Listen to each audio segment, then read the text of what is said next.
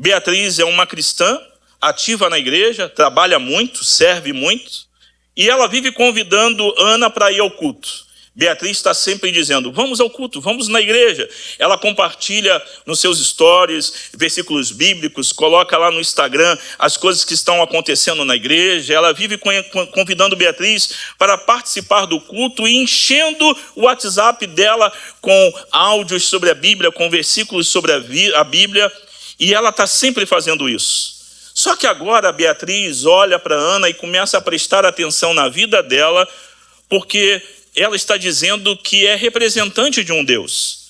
Ela tem um livro na mão chamado Bíblia, onde ela compartilha isso com ela a todo momento. Então, Ana começa a observar a Beatriz, como que ela vive no seu trabalho, como que ela se move, e a Ana observa que Beatriz, ela garante no telefone, sempre quando alguma irmã da igreja liga para ela, pedindo algum auxílio na salinha das crianças, e ela dizendo, claro, pode contar comigo.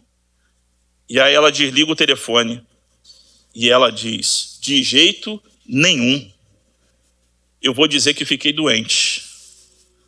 Eu vou descansar. Porque, na verdade, eu estou trabalhando e eu preciso de um bom descanso. Ana vê Beatriz prometendo prazos e coisas para os clientes via telefone, e ao desligar ela sabe que ela não vai cumprir isso porque é impossível. E ela está falando isso o tempo todo. O tempo todo. Para Ana, cada promessa quebrada de Beatriz não é só um defeito dela. É um golpe contra o Deus que Beatriz diz amar. Na cabeça de Ana, o Deus de Beatriz também não é confiável. Não é legal servir um Deus desse. Não adianta convidar para a igreja, compartilhar versículos bíblicos, se a palavra, se o que dizemos, se o que Beatriz está afirmando não vale nada. A pergunta para nós hoje, que eu quero que você reflita, é se a nossa palavra se parece mais com a de Carlos ou de Beatriz. Quem somos nós na nossa segunda-feira, na nossa semana? Com quem que nos parecemos mais? Com elas, com eles ou com Jesus? Ou com o que Jesus faria? É sobre isso que eu quero compartilhar e falar com vocês. Eu quero que você abra, por favor, a sua Bíblia no livro de Tiago, no capítulo 5, a partir do versículo 12. Eu quero que você acompanhe esse versículo que vai ser compartilhado aqui. Eu acho que já está, né? Mas marca na sua Bíblia, se você puder.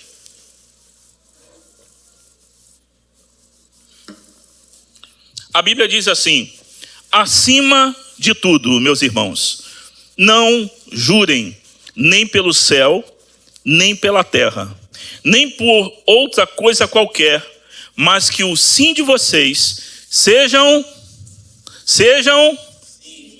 e que o não de vocês seja, para que vocês não incorram em condenação. Vamos ler de novo. Acima de tudo, meus irmãos, não jurem nem pelo céu, nem pela terra, nem por outra coisa qualquer, mas que o sim de vocês seja, e que o não de vocês seja, para que vocês não incorram em condenação.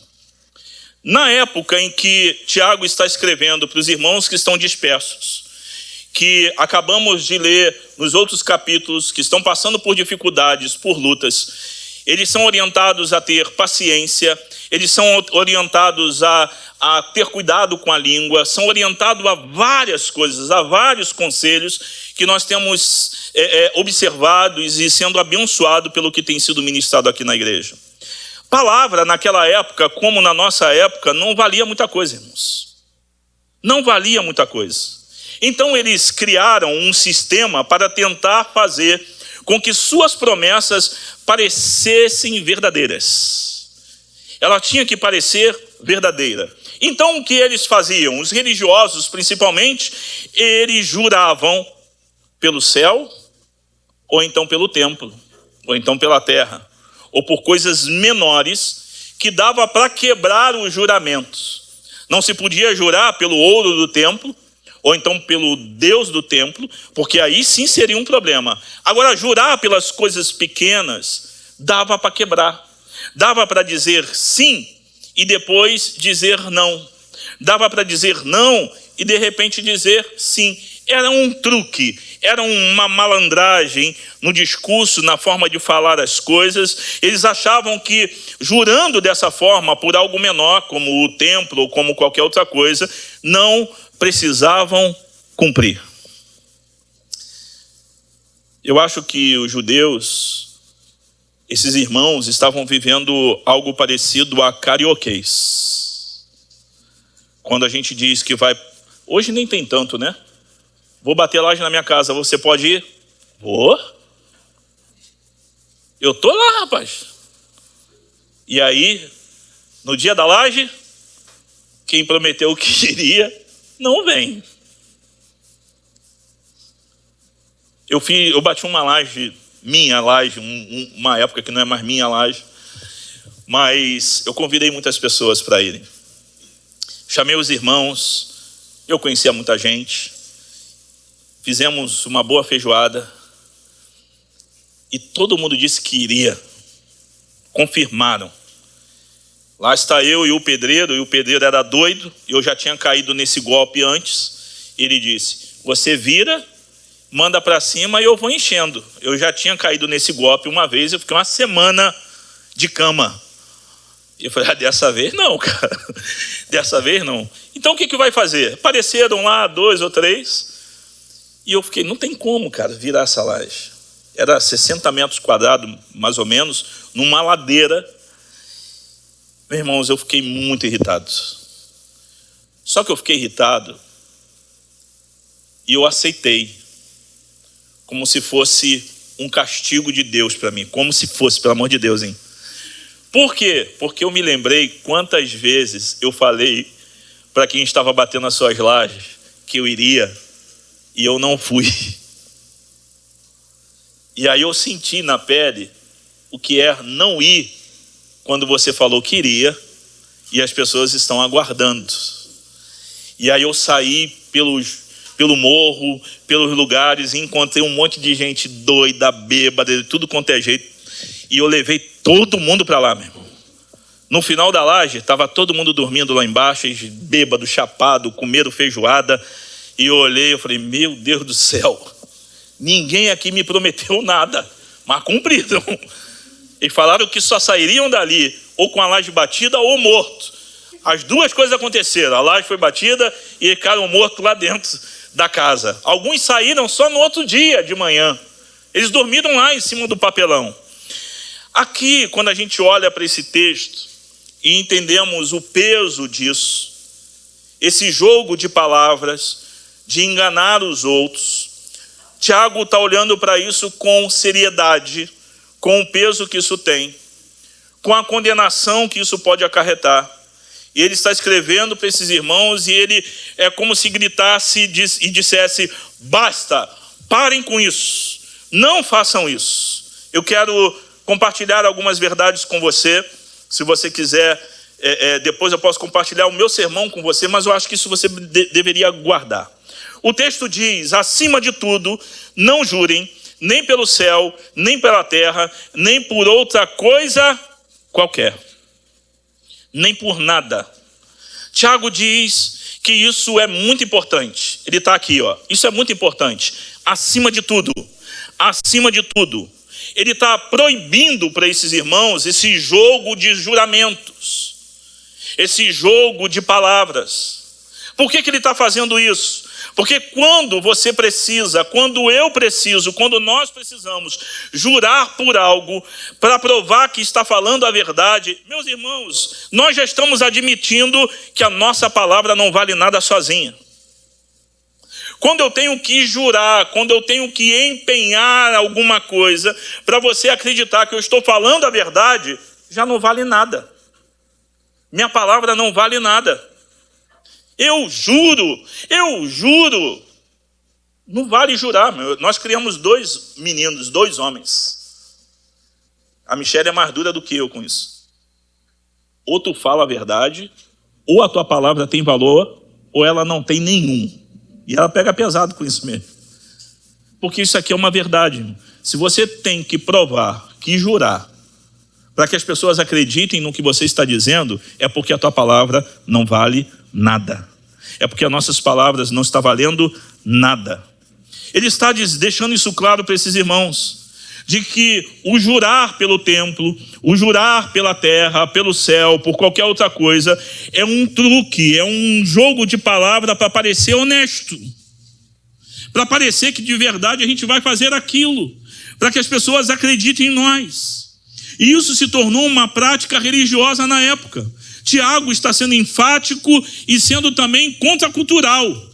Se tornou costume, vocês já têm o costume de fazer isso? Não façam. Não façam isso. Acabou isso agora. Por que Tiago coloca isso, irmão? Nós precisamos entender que Deus é 100% verdadeiro. Deus é 100% verdadeiro. Se Ele diz, a palavra dele basta. Deus não precisa de truques. Deus não precisa ficar jurando para a gente, prometendo para a gente. Se nós somos filhos de Deus, se somos chamados para ser imagem e semelhança de Deus, a gente precisa praticar a mesma coisa que Deus faz, que Cristo faria. O nosso problema é que muitas vezes nós preferimos enganar ou exagerar, ou contar uma vantagem.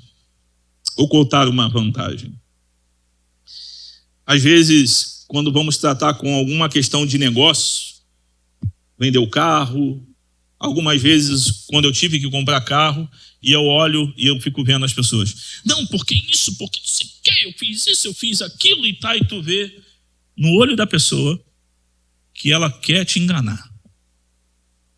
Não, que tá assim, que isso. Me lembro de um que eu falei assim, tem certeza, cara? Eu juro. Tem certeza, cara? Não, eu juro. Eu falei, então cadê as notas fiscais? Se você tem que jurar é porque você não fez. E o que ele estava jurando e falando que tinha feito, depois eu tirei a foto e mandei para ele, você mentiu. Aí me bloqueou. Por isso que não dava para confiar na tua palavra. Não vale nada a tua palavra. Meus irmãos, nós somos tendenciosos a fazer isso, e eu quero que você pense aqui, eu não sei se todos nasceram no Rio de Janeiro, se são carioca raiz, mas tem um negócio na nossa cultura, e parece que está enraizado quando a gente já nasce, que é contar lorota, que é contar vantagem, e nos tornamos especialistas em dizer que vamos. Nos tornamos especialistas em, não, eu não vou não. Aí tu faz lá a tua festa para 12 pessoas, porque 30 falaram que não iam. Eles chegam. E agora? Ou então você prepara a comida para 50 e chegam 10. O nosso sim, sabendo que a gente não vai cumprir, gera prejuízo nos outros. O nosso sim, só para ficar bem com os outros, gera problema em nós, em nosso coração. Para não ser visto como uma má pessoa, para não ser visto como, não ficar mal com a galera. Isso gera um problema muito grande para o nosso coração, porque a gente não está falando a verdade. Então, a primeira verdade aqui do texto é: parem de jurar. Acabem com isso. Tiago está falando isso para esses irmãos. E ele está falando para a gente também. Parem de ficar jurando. Parem de ficar prometendo.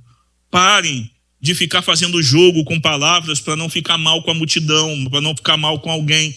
Se você não vai, diga que você não vai. Se você vai, diga que você vai. Se não é verdade, não diga nada. Mas não precisa ficar fazendo joguinhos com palavras para ser aceito, para ser bem quisto, para ser bem visto pelas pessoas. Você não precisa disso. Parem de fazer esses jogos com as palavras. Parem de jurar. A segunda verdade é que precisamos falar com simplicidade. Que o sim de vocês seja sim. E que o não de vocês seja não. Ponto. Irmãos, precisa de mais explicação? a palavra de um cristão deveria ser o suficiente. Deveria ser o suficiente. Se você diz sim, as pessoas deveriam ter certeza de que você vai fazer. De que nós vamos empenhar a nossa vida para que isso seja feito. Se você diz não, elas deveriam saber que é não mesmo. Que não precisam insistir. Tá sem letras miúdas, sem talvez, sem vou tentar. Isso daqui era uma coisa que eu era especialista em fazer e tenho lutado. Olha, eu vou ver se dá. Eu vou tentar. Sendo que a gente sabe que esse eu vou tentar está carregado de falta de compromisso. Se eu vou tentar, eu vou ver se dá, quer dizer que se eu não fizer, não tem problema nenhum. Mas o outro fica aguardando, né? Fica aguardando. Eu prefiro ficar quieto e depois fazer e dizer, deu, mas sem prometer nada. Isso é fácil de fazer, irmão? Não é, mas a gente deve praticar. O que eu estou falando com vocês aqui não é uma determinação para amanhã a gente estar altamente santificado com isso, não. É para que você saia daqui pensando, com isso na cabeça, de que quando chegar aquela oportunidade, e aí eu posso contar com você, aí você vai, não dá. Ah, pô, mas eu pensei que você era meu amigo. Não, mas não dá. Ah, eu não vou ser mais teu amigo. Tá bom, não tem problema, mas eu estou te dizendo a verdade. Por eu ser teu amigo, não dá. Mas no dia que você falar sim, meus irmãos, se prometeu, se disse sim, ainda que seja tomando prejuízo, cumpra. Michele já sofreu muito com prejuízos que eu trouxe para a gente, porque eu tive que honrar o meu sim. E muitos. Eu disse, eu vou ter que fazer. E dirigir. Que eu disse sim para algumas pessoas e rapaz, eu não gosto de dirigir, é longe pra caramba. Para que eu fui falar isso? Eu arrumava alguém para ir comigo, um desespero. Mas eu ia. Com raiva de mim mesmo, a viagem inteira. Com raiva de mim, porque eu me coloquei naquela situação. Mas eu louvo a Deus por ter tomado essa atitude, porque isso tem me libertado de ficar falando sim, quando amanhã eu vou ligar e vou falar assim, mas não deu não. Quando você diz o sim, ainda que seja com o teu prejuízo, banque o que você falou. E quem vive e convive comigo sabe os prejuízos que eu já tomei por empenhar minha palavra. Por dizer sim, quando eu não porque eu falei sem pensar, e agora eu tenho que cumprir. Agora eu vou ter que fazer. Essa realidade, irmãos, para nós como cristãos, é uma realidade de todo dia.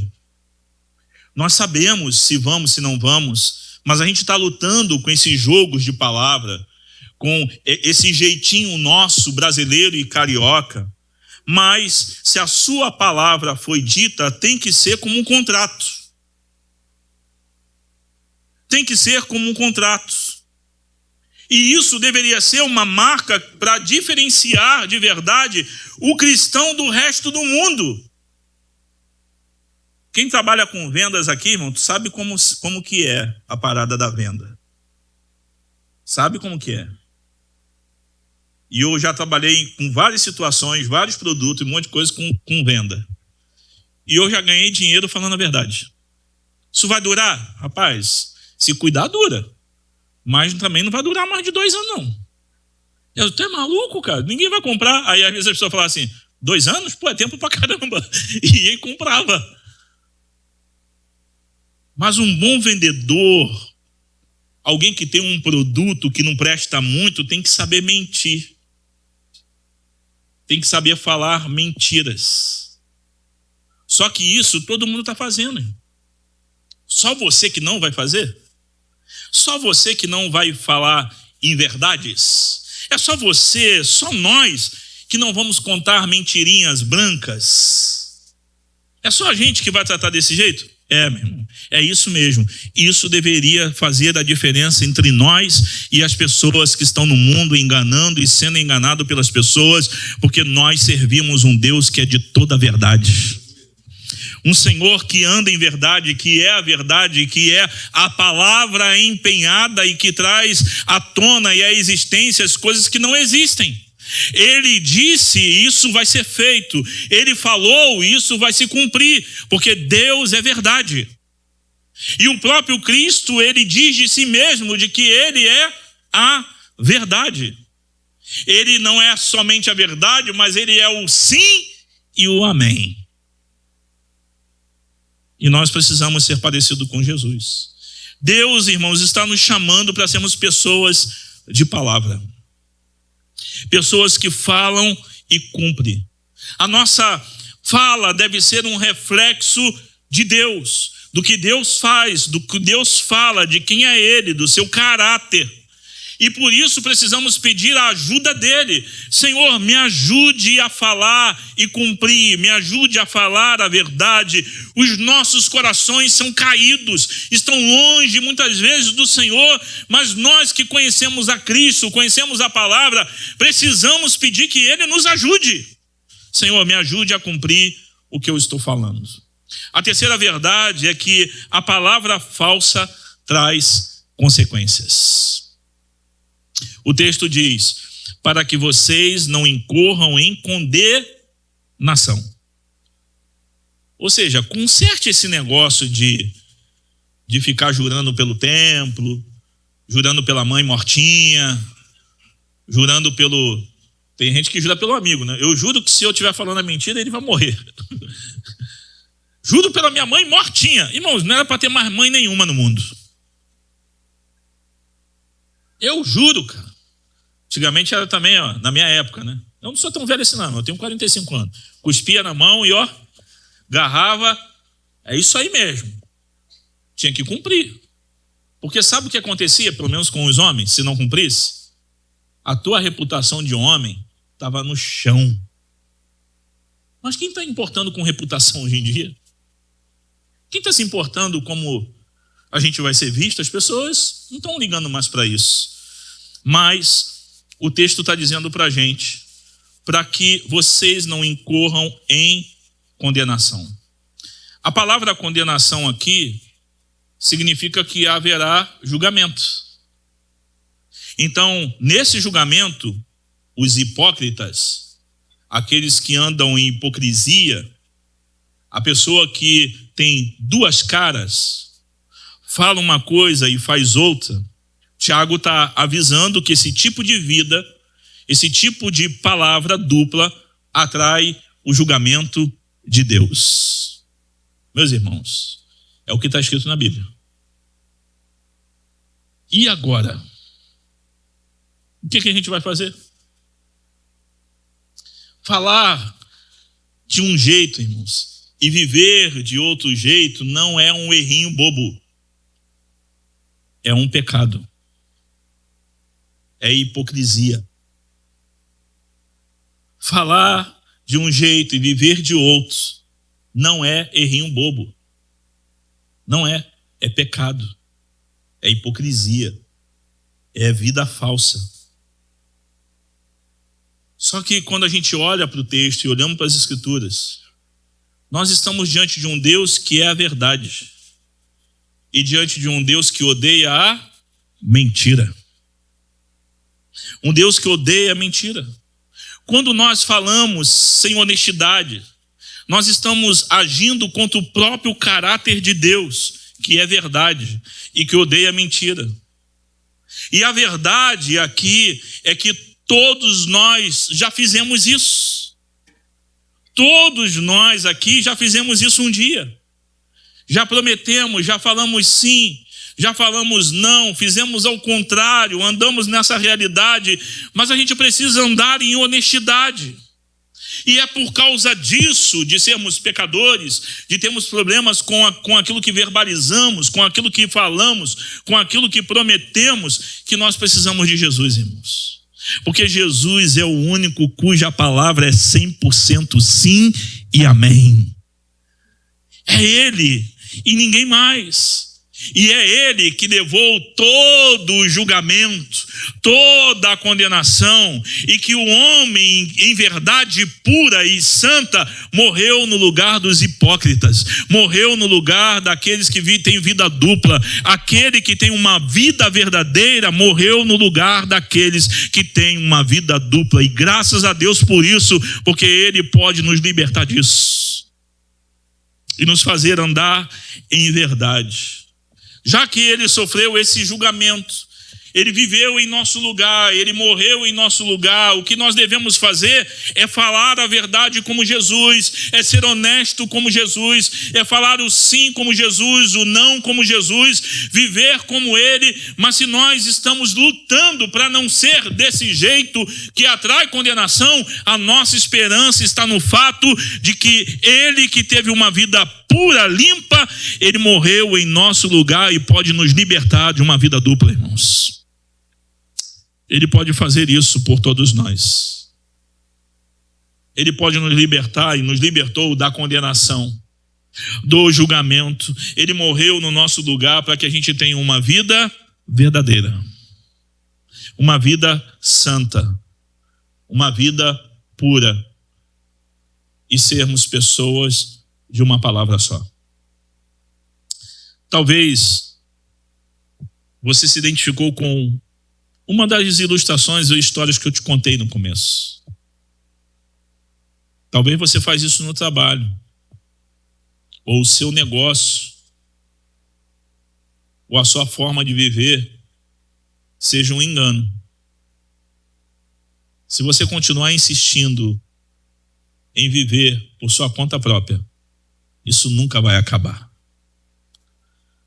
Mas se você olhar para Cristo e se arrepender dessa realidade da vida, você vai experimentar uma vida verdadeira que só Cristo pode dar para todos aqueles que querem andar como ele andou e como ele viveu, e que podem ser transformados em uma nova criatura pelo trabalho do Espírito Santo em nossos corações. Nós olhamos, irmãos, para esse texto que acabamos de ver, e nós precisamos entender de que em Jesus nós encontramos honestidade total. Em Jesus. Mas nós podemos nesse momento, e talvez você encontrou, rachaduras da sua própria falta de palavra. Quanto dano isso já causou? Quantos prejuízos? Quantas dificuldades? Quem está te esperando amanhã que você disse que vai? Quem está guardando você? Quem está esperando algo de nós e a gente vai dormir sabendo que não vamos cumprir aquilo? Em nossa comunidade, como igreja, o que temos aqui dito como sim, e hoje é uma grande mentira, porque nós vivemos negando e falando não para aquilo que nós prometemos em comunidade. Eu não estou falando de dízimo e oferta não, tá? Eu estou falando de toda a nossa aliança como igreja do Calvário. Se você se esqueceu, peça que a gente vai te entregar. A gente pode te enviar para você fazer uma análise de tudo que você disse sim ali. E o que hoje você está negando de forma clara e não vivendo segundo aquilo que você prometeu. Podemos quebrar, podemos falhar? Com certeza, e isso vai acontecer. Mas a nossa grande luta deve ser para que possamos andar em verdade. Jesus é honesto. Em nós sempre vai haver rachaduras. Quantas vezes o nosso sim, na verdade, ou o nosso talvez, ou quantas vezes nós olhamos para a realidade da nossa vida, ou nós ficamos evitando brigas, sabendo que vamos ceder depois, lutando com isso em nosso coração. Quantas vezes estamos exagerando histórias, contos, coisas que não aconteceram, e nós vamos chamando de as mentirinhas brancas, e vamos colocando isso no nosso cardápio, na nossa prática diária, até se tornar uma rotina, até se tornar verdade em nossos corações. E a gente, sem perceber, nós estamos destruídos. De que nós precisamos nos arrepender nesse momento, irmãos? O que você já identificou até agora como falhas em você com suas palavras? Quantas coisas você já prometeu e não cumpriu? Está chegando o final do ano, já está pensando na sua carta para Deus? Das promessas para 2026? Quantas coisas diante de culto e de pregações nós falamos: eis-me aqui, envia-me a mim, Senhor. E não fomos. Nos comprometemos a viver uma vida santa e não fizemos. Falamos que Deus poderia contar com a gente, só que era uma mentira.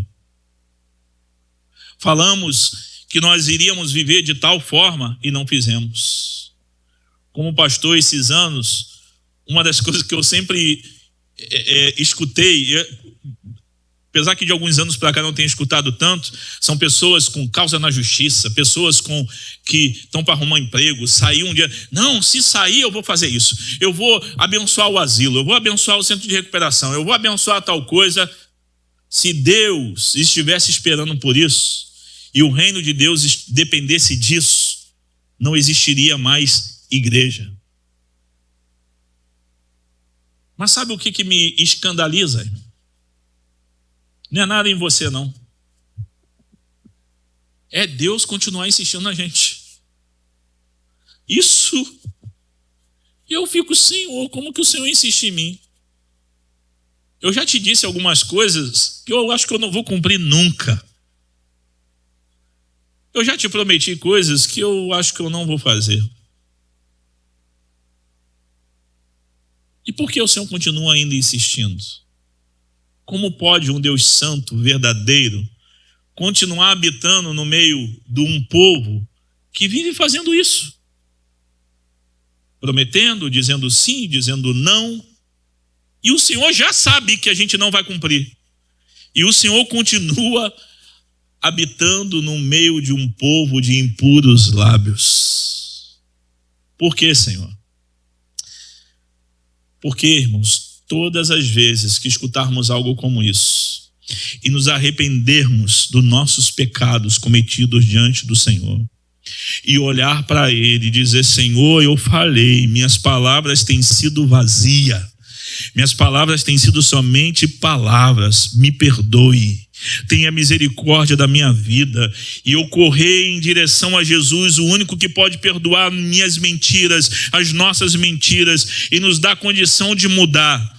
Ele é o único nesse ambiente que pode mandar brasas do altar e tocar em nossa boca, em nossos lábios, em nossas línguas, para a gente falar a verdade diante dele. Ele é o único nesse mundo, nesse universo, que quando a gente assume que a gente tem lidado com isso, e isso tem ofendido ao Senhor e trazido prejuízo ao mundo e à comunidade, à nossa família, e eu chego diante dele e eu digo: Senhor, se o Senhor quiser, o Senhor pode me purificar. Ele é o único que pode dizer nesse mundo: sim, quero, e tocar em nossa lepra. Ele é o único que pode fazer isso. A questão toda é se de verdade nos arrependemos desse tipo de pecado que temos praticado como o Senhor. Antes de terminar e você ter um tempo para orar, eu quero deixar algumas coisas práticas aqui para a sua semana. Pense bastante antes de falar. Tiago nos advertiu também durante essas ministrações aqui na igreja, para que sejamos prontos para ouvir, mas tardios para falar. Então, antes de prometer algo, pare e pense. Antes de realmente você falar, pense se você pode cumprir isso. Se realmente as pessoas vão poder contar com você. Muitas promessas vazias nascem da pressa, porque a gente quer se livrar. Segundo, comece cumprindo o pequeno. Honestidade em pequenas coisas. Comece pequeno. Se você falar que vai ler a Bíblia 10 minutos por dia, leia. Se você falar que vai fazer uma coisa em 2 minutos, faça. até que vire hábito.